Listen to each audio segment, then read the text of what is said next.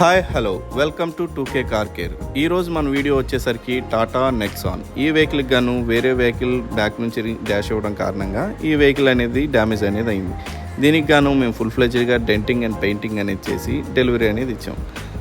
కొన్నిసార్లు మనం ఇటువంటి డ్యామేజ్ అయినప్పుడు కొన్ని బళ్ళకి క్వార్టర్ ప్యానల్ అనేది చేంజ్ చేయాల్సి వస్తుంది. బట్ ఇది బాడీ ప్యానల్ కాబట్టి మ్యాక్సిమం వీలైనంత వరకు రిపేర్ చేయడానికే మేము ప్రయత్నిస్తాం. దీంతోపాటు మనకు బ్యాక్ బంపర్ వచ్చేసరికి ఇది 3 పీసెస్ కింద వచ్చింది. మనకు బ్యాక్ బంపర్ వచ్చేసరికి కొన్ని వాటికి ఏంటంటే ఒకటే సింగిల్ పీస్ ఉంటుంది. దానికి గాను మనం ఫైబర్ వెల్డింగ్ చేసినా అంత స్ట్రెంత్ ఉంటుంది.